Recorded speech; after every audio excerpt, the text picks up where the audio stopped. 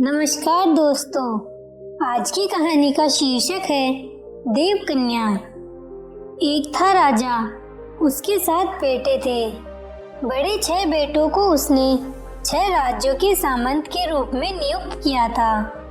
छोटा बेटा ही अपनी माँ के साथ था। उसने एक दिन अपनी माँ से यह पूछा कि मेरे भाई लोग कहाँ चले गए हैं? घोड़े पर चढ़कर कहीं चले गए हैं, बताओ तो माँ, वे कहाँ गए हैं? कहते हुए जिद पकड़ ली। माँ ने उसे सब कुछ सच सच बता दिया। तब उसने यह कहा कि कुछ भी हो, मुझे उन सबसे मिलना है।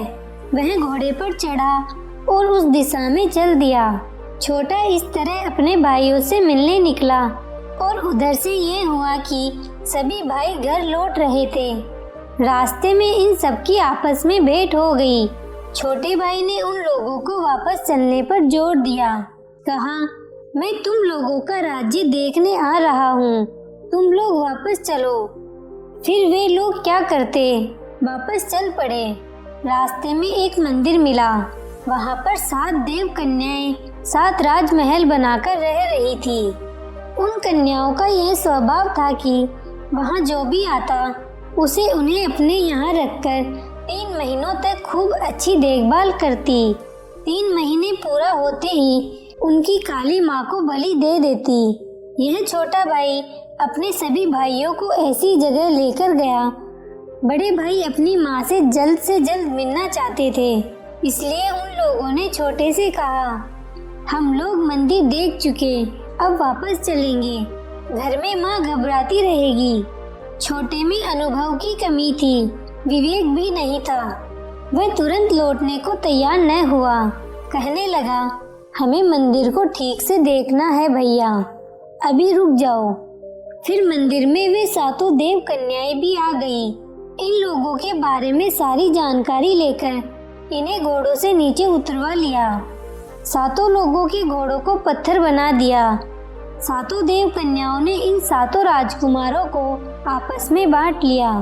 यह सावधानी भी बरती कि इन 7 भाइयों में से कोई भी आपस में एक दूसरे को नहीं देख पाए। इस तरह 2 महीने बीत गए। बड़े राजकुमार को अब चिंता होने लगी। उसको इस बात की चिंता हुई कि आपस में भाई लोग एक दूसरे का चेहरा भी नहीं देख पा रहे हैं, यहाँ आकर फंस गए हैं। माता पिता को इसकी जानकारी भी नहीं है कि हम लोग कहाँ हैं। उसने जाकर छोटी देव कन्या के पांव पर झुककर विनती की कि अब हम लोगों को जाने दो, नहीं तो मैं आत्महत्या कर लूँगा। इस पर उसने कहा कि मैं आपका राज खोल दूंगी तो फिर मेरी बहनें मेरी मरम्मत करेगी। कल को पूरे 3 महीने हो जाएंगे। कल काली माँ को तुम लोगों की बलि चढ़ाएंगे। किसी तरह कोशिश करके तुम लोग भाग जाओ। इस पर भी वह चुप न हुआ, विनती करता ही रहा। फिर अंत में उस छोटी देव कन्या ने कहा, कल तुम लोगों को यहाँ आए 3 महीने हो जाएंगे और तुम लोगों को काली माँ की आहुति में बलि दे देंगे। किसी तरह कोशिश करके अपने को बचाकर निकल जाओ। उसने फिर पूछा, उपाय तो बताओ, मैं मुसीबत में फंसूं या मेरी बहनें मुझे खत्म कर देगी, इस बात की चिंता नहीं, मगर तुम लोग बलि चढ़ने से बच जाओ। कहकर 7 नींबू हाथ में उठाए, उन्हें मंत्रित कर उनके हाथ में देकर कहा, ये नींबू अपने पास रखो और इन्हें 7 पत्थर बने घोड़ों के सिर पर फोड़ो तो वे सजीव हो उठेंगे। फिर उसने सिकाकाई के बीज, कोयला और रेत हाथ में उठाकर उन्हें भी मंत्रित कर उसके हाथ में दिया। कहा, अपने भाइयों के घोड़ों को आगे कर तुम उनका पीछा करो, मगर एक बात है, हम लोग जब तक काली माँ की पूजा कर देवेंद्र को प्रणाम कर यहाँ लौटे नहीं, उससे पहले तुम्हें ये काम कर देना चाहिए। 7 देव कन्याएं देवेंद्र के दरबार में नृत्य कर नमस्कार कर लौटने को थी कि उससे भी पहले 7 राजकुमार काली मंदिर पहुँच गए। काली माँ इन लोगों को देखकर तुरंत हंस पड़ी। मंदिर में टंगे मुंडों को दिखाकर तुम लोगों का भी यही हाल होगा, कह दया दिखाई। इन लोगों ने उससे विनती की, माँ, तुम्हें हम लोगों के प्रति सहानुभूति हो तो कृपया दरवाजा खोलो। देवी ने दरवाजा खोल दिया। वह टंगे सभी मुंड इन लोगों को देखकर हंसे। इन लोगों की नकल उतारकर कहा, देखो, बड़े बड़े राजा और सूर के अति सूरवीराधिवीरों की जो हालत बनी।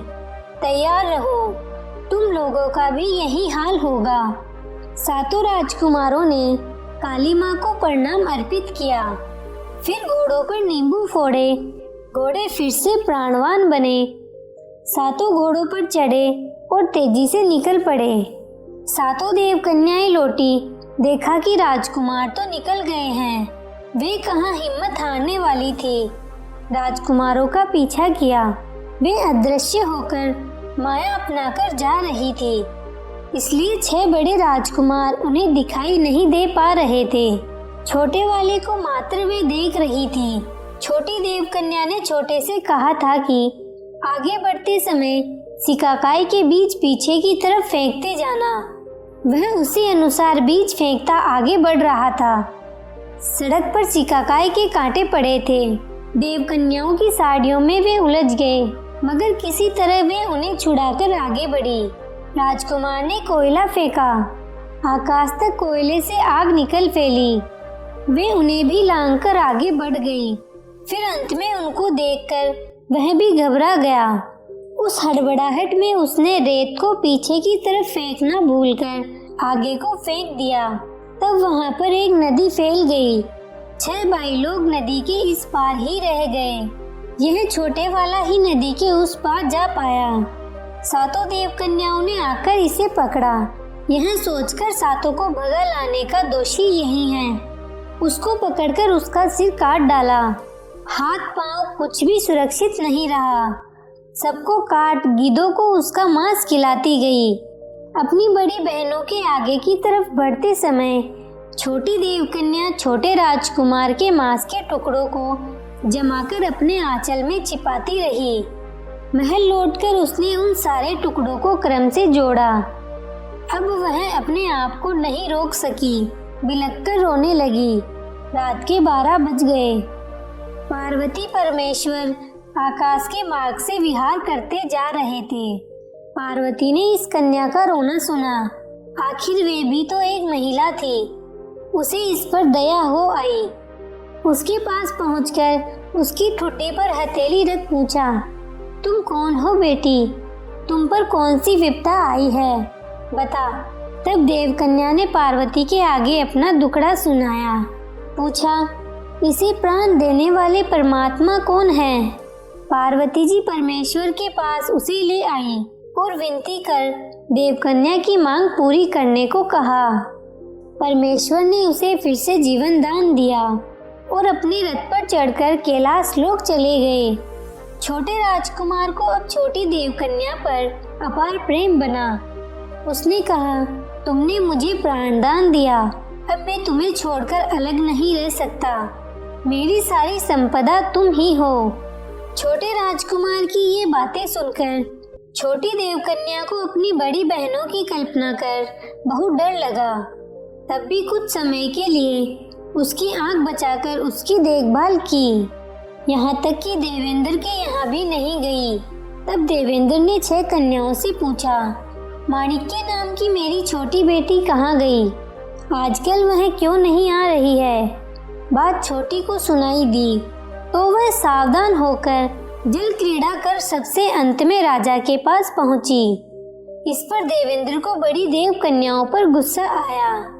उसने कहा, इन लड़कियों को मर्त्य लोक भेजकर मैंने गलत किया। तुम छोटी हो इसलिए तुम्हारी उपेक्षा कर रही हैं। आगे से तुम इन लोगों के साथ मत आओ, अकेली ही आया करो। तब छोटी कन्या ने अपने पिता देवेंद्र से सारी कहानी कह सुनाई। बताया कि किस तरह उसने छोटे राजकुमार के प्राण बचाए। सुनकर देवेंद्र ने उससे कहा कि तुमने अच्छा किया, अब उसे तुम ही छिपा कर रखो। अपनी बहनों को इसकी खबर नहीं लगने देना। अपनी बहनों को इसकी खबर नहीं लगने देना। इस प्रकार कुछ दिन और बीते। राजकुमार को अपने शहर की याद आई। उसने देवकन्या से कहा, मुझे यहाँ आकर बहुत दिन हो गए, अब मुझे लौटना होगा। छोटी कन्या ने कहा, ठीक है, अब मैं तुम्हें सुरक्षित भेज दूंगी। इस पर राजकुमार ने यह कहा, नहीं, मैं तुम्हें यहाँ अकेला रहने न दूंगा, मैं तुमसे शादी करूंगा। छोटी ने जवाब में कहा, यह नहीं हो सकता, मैं देवेंद्र की बेटी हूँ, मैं नर मानव से शादी नहीं कर सकती। एक काम करो, मैं तुम्हें एक तार वाला एक तानपुरा दूंगी, वह अपने पास रखना। तुम तार को ऊपर की तरफ खींचोगे तो तुम ऊपर की तरफ देवलोक में आओगे, मैं वहाँ पर तुम्हें मिलूंगी। तुम नीचे की तरफ तार खींचोगे तब भूलोक में पहुँच जाओगे। छोटी कन्या ने देवेंद्र से राजकुमार की इच्छा की बात बता दी। देवेंद्र को यह बात नहीं भाई, उसने इनकार कर दिया। फिर राजकुमार लौटकर शहर आया। शहर के पास आकर उसने अपने भाइयों को गडेरियों से संदेश भेजा कि उसने देवकन्या से शादी की है, वे आकर उन्हें ले जाएं। पहले तो भाइयों को विश्वास न हुआ, क्योंकि उन्हीं के आगे छोटे की हत्या हुई थी। संदेश की परीक्षा करने के उद्देश्य से वे सब आते हैं, आकर अपने छोटे भाई को देखकर संतुष्ट होते हैं। पूछते हैं कि देवकन्या कहाँ है। वह जवाब में कहता है, मैं तुम लोगों को दिखाऊंगा, थोड़ा समय चाहिए। उन भाइयों की एक छोटी बहन थी। छोटे राजकुमार ने महल के एक कमरे में एक तार को छिपाकर रखा था। एक दिन ऐसा हुआ कि राजकुमार कहीं बाहर गया हुआ था और तभी कौतूहलवश राजकुमारी ने राजकुमार का वह कमरा खोलकर एक तार को उठाकर बजा दिया। वास्तव में छोटे राजकुमार को छोड़कर और कोई भी उसे इस्तेमाल नहीं कर सकता था। जैसे ही राजकुमारी ने तार खींचा, देवकन्या को बाहर आना ही था। आ गई। राजकुमारी के तार खींचने से उसे गुस्सा आया। उसने राजकुमारी से कहा, तुम अपने भाई से कहो कि अब देवकन्या कभी नहीं आएगी। इतना कहकर देवकन्या चली गई। राजकुमार महल लौट आया। उसने अपने कमरे में बैठकर खुश होकर उसने एक तार को खींचा। देवकन्या नहीं आई। उसको आश्चर्य और दुख एक साथ हुआ। उल्टा गिरकर रोने लगा। अपनी माँ से पूछा कि कमरे का दरवाजा किसने खोला था। सारी बात जानकर वह दोबारा घोड़े पर चढ़कर गया। 8 दिनों में वह किसी तरह देवकन्या के पास पहुंचा और उसे ले आया। सभी के आगे उससे शादी कर सुख से बहुत समय तक राज करता रहा। आपको ये कहानी कैसी लगी? नीचे कमेंट करके हमें ज़रूर बताइएगा। अगर आपको ये कहानी पसंद आई हो तो अपने दोस्तों के साथ ज़रूर शेयर करें और ऐसी ही प्यारी कहानियाँ सुनने के लिए हमारे YouTube चैनल को सब्सक्राइब करें। धन्यवाद।